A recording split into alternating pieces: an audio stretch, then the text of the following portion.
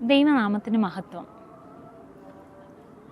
യേശു ക്രിസ്തു എന്ന നാമം ലേഖനങ്ങളിൽ, ബൈബിളിലെ ലേഖനങ്ങളിൽ ഇങ്ങനെയാണ് പറയുന്നത്: വിളിക്കപ്പെടുന്ന സകല നാമങ്ങൾക്കും അത്യന്തം മീതെ യേശു ക്രിസ്തു എന്ന നാമം ആയിരിക്കുന്നു.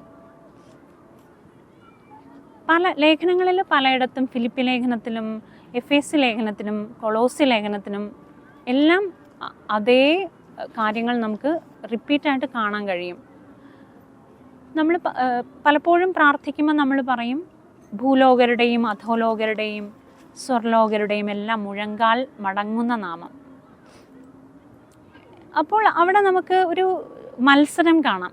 ചില വിളിക്കപ്പെടുന്ന നാമങ്ങളുണ്ട്. ആ നാമങ്ങളിൽ ഏറ്റവും മീതെ ഉള്ളൊരു നാമം, അതെങ്ങനെ യേശു അത് കരഗതമാക്കി, അതെങ്ങനെ അത് പ്രാപിച്ചെടുത്തു. അപ്പോൾ അവിടെ കൊളോസ്യ ലേഖനം 2-ാം അധ്യായത്തിൻ്റെ 15-ാം വാക്യത്തിൽ ഇങ്ങനെ പറയുകയാണ്: വാഴ്ചകളെയും അധികാരങ്ങളെയും ആയുധവർഗം വെപ്പിച്ചു, അവരുടെ മേൽ ജയോത്സവം കൊണ്ടാടി, ക്രൂശിൽ അവരെ പരസ്യ കാഴ്ചയാക്കി തീർത്തു എന്ന് പറയുന്നുണ്ട്. അപ്പോൾ അവിടെ നമുക്ക് യഥാർത്ഥമായ ഒരു മത്സരം അവിടെ കാണുന്നുണ്ട്. യേശുവും മറ്റ് കർത്തൃത്വങ്ങളും മറ്റ് വിളിക്കപ്പെട്ട നാമങ്ങളും തമ്മിലുണ്ടായ ഒരു മത്സരം, അല്ലെങ്കിൽ അതിൽ ഒരു യുദ്ധം.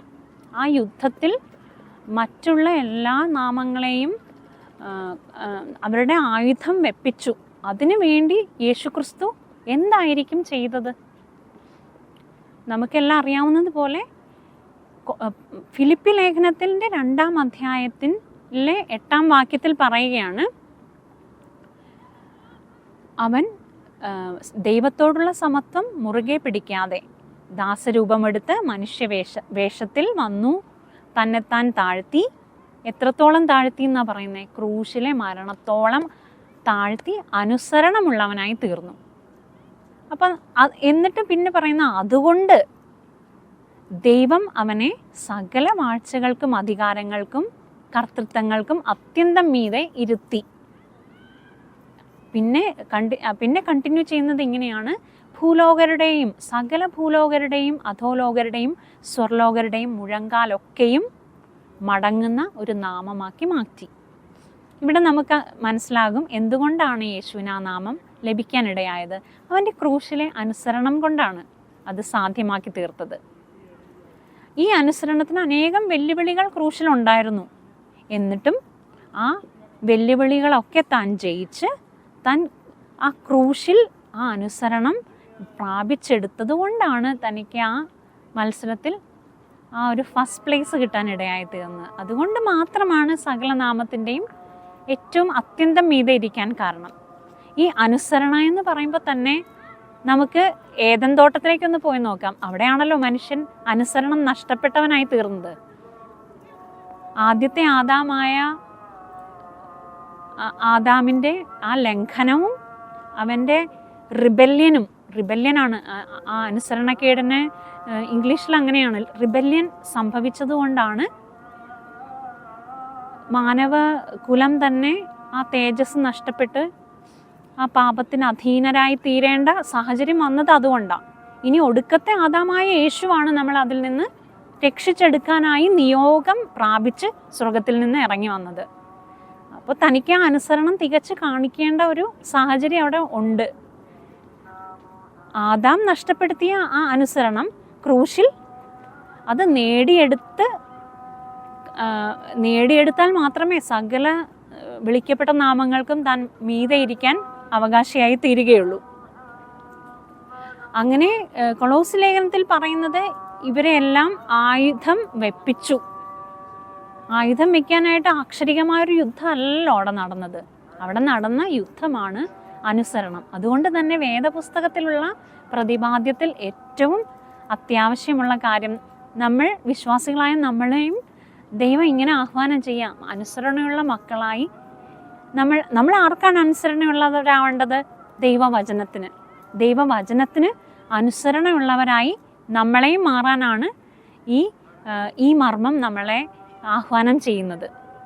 അങ്ങനെ ഈ അനുസരണ പ്രാപിച്ചെടുക്കാൻ യേശുവിന് ഒരുപാട് വെല്ലുവിളികൾ നേരിടേണ്ടി വന്നു. ഒന്നാമത് യേശുവിൻ്റെ മുമ്പിലുള്ള ഏറ്റവും വലിയ വെല്ലുവിളി ഈ കാണാവുന്ന തന്നിൽ ഒരു പാപവും ഇല്ല. അപ്പോൾ തന്നെ ഈ പാപികളായ സകല മാനവകുലത്തിൻ്റെയും പാപം തൻ്റെ ശിരസിൻ്റെ മേൽ ഇടുമ്പോൾ താൻ ആ ദൈവത്തിൽ നിന്ന് ആ ദൈവത്തിൻ്റെ ദൈവത്തിൻ്റെ മുഖം തന്നിൽ നിന്ന് മറഞ്ഞു പോകത്തക്ക രീതിയിൽ തന്നെ നെഗ്ലക്റ്റ് ചെയ്യുന്ന ആ കാര്യം ആണ് കഴിയുമെങ്കിൽ ഈ പാനപാത്രം നീങ്ങിപ്പോവാൻ കർത്താവ് പറയാൻ കാരണമായി തീർന്നത്. എന്നിട്ടും പിതാവ് മുഖം മറച്ചുകൊണ്ട് താൻ ക്രൂശിതനാവാൻ സന്നദ്ധനായി. എന്നാൽ ക്രൂശിൽ കയറേണ്ട സമയം വന്നപ്പോൾ താൻ നിന്ദിതനായി, പരിഹസിക്കപ്പെട്ടു, അടിക്കപ്പെട്ടു, തൻ്റെ മുഖത്തിൽ തുപ്പാനിടയായി, തന്നെ ദൂഷണം പറയാനിടയായി, തൻ്റെ മുഖത്തെ രോമങ്ങൾ പറിച്ചെടുക്കാനിടയായി. ഇതിലെല്ലാം ഇതായിട്ട് താൻ നഗ്നനായി തീരേണ്ട ഒരു അവസ്ഥ തന്നെ വന്നു. ഇതെല്ലാം സഹിച്ചിട്ടും ഒരു വാക്ക് താൻ അനുസരണത്തിന് ഒരു മറുതലിച്ച് സംസാരിക്കാതെ തീർത്തും മൗനമായി ഒരു കുഞ്ഞാട്, യെശയ്യാവിൻ്റെ പുസ്തകത്തിൽ പറയുന്നത് പോലെ രോമം കത്രിക്കാൻ കൊണ്ടുവന്ന കുഞ്ഞാടിനെ പോലെ ഒരു മൗനമായ കർത്താവ്. ഇങ്ങനെയല്ലേ പറയുന്നത്? അവൻ്റെ ശബ്ദം തെരുവിൽ ഒന്നും കേട്ടില്ല. ഇത്രയെല്ലാം ബുദ്ധിമുട്ടുകളിലൂടെയും ദൂഷണങ്ങളിലൂടെയും നിന്ദയിലൂടെയും ഒക്കെ കടന്നു പോകേണ്ടി വന്നിട്ടും താൻ ക്രൂശിലെ മരണത്തോളം അനുസരണയായി തീർന്നതാണ് താൻ ജയിക്കാനുള്ള കാരണം. അതുമാത്രമാണ് ക്രൂശിൽ മറ്റുള്ള നാമങ്ങളെയും വാഴ്ചകളെയും എല്ലാം പരാജയപ്പെടുത്താനായിട്ട് ഉണ്ടായിരുന്ന കാരണം.